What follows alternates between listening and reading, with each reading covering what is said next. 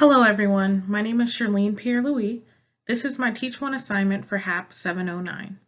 Data cleaning is an important step before analyzing data. The data should be cleaned or filtered for possible errors, especially within healthcare. I will be going over commands that can be used to clean data and examples of some scenarios. For the first part of this presentation, I will be going over some SQL functions. The functions are where, group by, having, rank, and if. I will go over what these commands mean along with an example of their statements. The where command filters data by using a specific subset or condition. As you can see, I have added a basic SQL where clause, and it reads, select the column name or names from a table where the condition is true. For this example, I am looking to filter through a table to find where all of the patients are female. The table I wanted to use was patient ID within the database HAP 709 week 3. I then selected the column names I wanted to show once I found all the patient IDs where the patient's sex was female.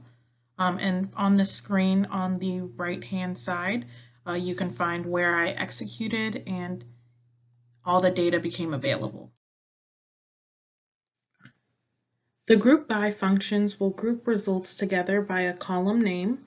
It can be placed after the where command as well. This is a basic group by function. It reads, select the column name or names from the table name, grouping them together by a column name. For this example, I'm going to filter through a table to find out how many patients are female and how many are male. I'm going to use the same database and table for this example as well as I did in the where. I selected the patient ID, which will be counted, and then the patient's sex from the table. I grouped them together by sex. After this was executed, I was able to see how many of these patients in the data set were female and how many were male. The having function specifies the conditions of the filtered grouped results. The having function must follow the group by function, and there's no exception to this rule. As you can see, the SQL statement for having is very similar to the group by statement. The only change is that the having statement was added to the end. For this example, I want to find which ICD-9 code appears more than 10,000 times. Notice I have used a different database for these files. The statement says select an ID, which will be counted, and the ICD-9 codes from the table.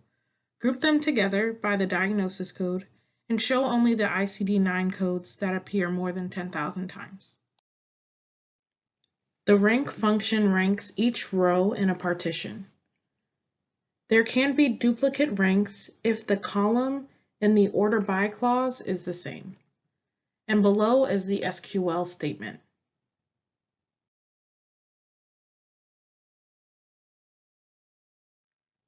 For this example, I'm going to see how many times one patient, specifically the patient with ID 12, was diagnosed with I428.0, and then I'm going to order these results by age. I'm actually not going to read through this code because it is quite long. However, at any point, just pause the video to review over the SQL. IIF is pronounced if. The if statement creates two different values if a statement is true or false, and you can actually create those values. The statement is stating if the condition is true, then set the value as blank. If the condition is not true, then set the value as blank. For this example, I wanted to create a new table that includes a binary column marking females as 1 and males as 0. The statement I use states, select everything from the database patient ID, but if the patient's sex is female, then mark the value as 1. If the patient's sex is not female, mark as 0, and label this new column binary. In healthcare, there are a lot of errors that can be created, especially because it's a person inputting the data, and people do make mistakes. I'm going to discuss a few scenarios with data errors and how to clean or filter these results. One of the possible data errors is when a dead man is being seen or diagnosed after the date of death.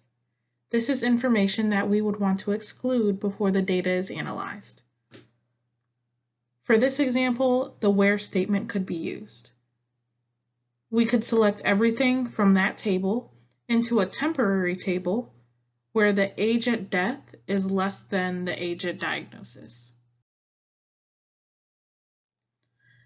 Another possible data error is when patient information is missing.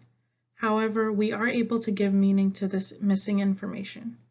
For example, this table shows the patient ID, ICD-10 code, ICD-10 description, age at diagnosis, encounter report, encounter date, and billing date. There are some missing values. The if statement can be used to create a list of patients whose encounters reports were already open, but they haven't been seen yet. And based on this information, it can tell us exactly why this patient's billing date is empty.